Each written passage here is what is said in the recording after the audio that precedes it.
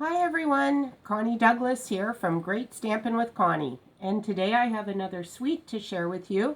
It is the Peony Garden Suite. You'll find it in the annual catalog beginning on page 82 and over onto 83 and continuing as well onto page 84. That's where you can find all these great products that I'm going to show you today. So let's get to it. There is a bundle that comes with this suite. So there's a stamp and die set. The stamp set is called Prized Peony, and there's some beautiful flower images in this set and some leaf images and some lovely sentiments as well. So it's a complete stamp set. It's got everything you need to create, images and sentiments all in one set. The die set is very large. It has 17 pieces in it, and some of them, like this one, will cut out your flowers or your stamped images. There's some for the peony flowers and there's some for the leaves, and then there's some other pieces that look a little bit odd, and those are used to create a gorgeous 3D peony flower, and I'll show you that in a little bit. So some of them don't look like much on their own, but when you put them all together, I think you'll like what you see. There is also this edge piece that you can use to create just a lovely edging on any of your paper projects. So that's the die set, 17 pieces of it. There is also an embossing folder. It is the Dainty Diamonds embossing folder, and I'm not sure how well you can see what it does in that picture. This is a piece on the cardstock, and you'll see it again in some of the cards that I'm sharing today. So we'll get to look at that one again. What else? There is some beautiful ribbon in gray granite, and this is just a lovely ribbon, thin enough that it's easy to tie bows with, or thick enough that you can just layer it onto projects flat, whatever you choose. There is, of course, some designer series paper with this suite, and it gives you a number of sheets of flower images. Some are colored in and others are plain that you could color, or you could leave in single color if you're looking for a monotone look. The colors in this suite are basic gray, petal pink, and gray granite. So that's the colors in there, and it's all mounted with whisper white. The back of these, there is one more flower sheet here, but there's a lot of really subtle patterns that make great background pieces. I love this marble look, and another one of my favorites is this petal pink piece. It has sort of a little pebbly texture look to it, and it's lovely. But there's lots of different choices there if you're looking for more muted patterns. There are some square vellum doilies that are part of this suite as well. I should put that on a piece of cardstock so you can see it better. So there is the doily, and that's a lovely accent piece as well that you can use for embellishing your projects. And then there are some elegant faceted gems, and you get 3 different types of these. You get some clear ones, some petal pink ones, and some white ones, and they are also in 2 different sizes. So lots of choice for embellishing your projects. Okay, so let's get on to some of our projects. I have a number of cards to show you. I know some of you may have seen this one. I did this one for part of a scrapbooking challenge. This heart was actually a scrapbooking layout, and I was at a crop one weekend, and this was one of the challenges. But rather than doing a scrapbook page, I decided I was going to do cards that weekend, so I had to adjust the sizing on all of my projects to fit on card fronts. This is that Dainty Diamonds embossing folder again. And the sentiment I have stamped right onto a piece of the designer series paper as well. For this next one, I used gold embossing powder to create my peony, and then I just very lightly colored it with some Blushing Bride ink and my aqua painter, and some Just Jade for the leaves. This is one of the doilies that I have used just as a backdrop, and again some of the more muted sides of the designer series paper in that. Here's one of the faceted gems that I've added as a little extra embellishment on this card.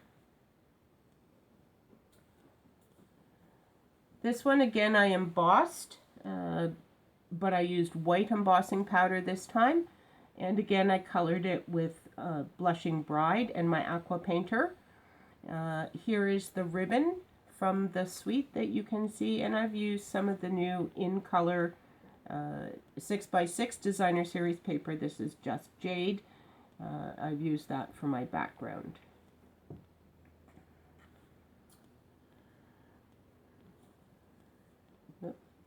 For this card, I started with some of the outlined flowers and I colored them. So I have added the Highland Heather Stampin' Blends and Mint Macaron for my leaves, and I've colored some paper that was just a line image so that I could have purple flowers for this one. Here's another piece of the designer series paper that I have colored, and I've colored it with Misty Moonlight and Balmy Blue, and then Soft Sea Foam for the leaves on this one. Another one of those gem embellishments, and again the Dainty Diamonds embossing folder. This one is embossed again with white embossing powder, and this one I did not color, I just left it plain on the Blushing Bride cardstock. Used some of the DSP for the background, and then I've also sort of stamped some leaf images down the edge of that. This is the gray granite ribbon from the suite, and I've just used that to accent my sentiment. Another one, I got on a little bit of an embossing roll, I will admit. So here is the peony, again embossed and cut with the dies. This doily is the same vellum doily, but I used my Mossy Meadow and sponge dauber, and I colored it so that it would be green rather than the sort of clear vellum. The leaves I have cut from the dies, you can see, and they've got 2 layers on them. Excuse me. So when you cut it, you can cut your leaf image in one color, and then you can cut the little accent piece in another color, and you would just glue that right on to the edge, and then you would have your 2-toned leaves. So it gives you a very realistic leaf look. Most leaves are not truly just one color. I mentioned that 3D peony, and here it is on a card. I haven't made it, it is 3D, the edges are raised a little bit, but I didn't want it too high because it was a card, and so I didn't, I do want to get it into an envelope for mailing. This was another card that I made during my scrapbook weekend. This was actually a card challenge though, and it is the buckle fold. So it opens out like that. So kind of an interesting fold for this card that just buckles its way in to close. My backdrop for my peony here is the Dainty Diamonds embossing folder again, and I did it on silver foil paper this time, just for a little different look. My last project is one of our little miniature pizza boxes that are also available in the annual catalog, and I have decorated it with the designer series paper. I just glued these pieces on while it was flat. It's much easier to do than once your box is assembled. And then I created my peony and I tied it all together with a bow. This is the soft sea foam, or I'm sorry, the Seaside Spray ribbon that is in the annual catalog. And then just a little tag saying "for you." So that's my box. Let's talk a little bit more about the peony. I mentioned the dies that create sort of odd shapes. So the peony dies, to create your 3D peony, there will be 4 pieces that you use to create your main flower. And then there's also just the little flower center as well. But these are the ones that are just a little bit tricky to understand. So I have cut these out, and what I tend to do, you don't have to of course, but I tend to sponge the edges just to give a little more definition. And on the box that I showed here, I used Seaside Spray cardstock, and I had sponged it with Seaside Spray. For this one, I'm actually sponging it with Night of Navy, just for a little different look. So I usually hit all of the edges. Not all of the edges will show, but I sort of err on the side of let's sponge a little more than rather than a little less, and we'll see what we get. But there's you know, a little bit of trial and error on some of those. The other thing that you want to do, and I will admit it is easier with some of these pieces that have the gap a little higher up, although you can do it with the large one as well, is I just sort of curl the bottom. It's probably a little bit hard to see here, but I'm just curling out the bottom edges below the cut. You can do the backs as well, curl them forward a bit. That the more you roll your paper, the more 3D your peony will be. So it's entirely up to you. Depends whether you're putting it on a card or something that you want it to show a little bit bigger. The other thing I want to show you is how to put this peony together, because it looks a little crazy, but it does turn into this lovely flower, I promise you. So you're going to start with your smallest piece and then your second smallest, and I put them together from the back. So this is the backs. You're going to slide that in through the slit in the flower, and you will see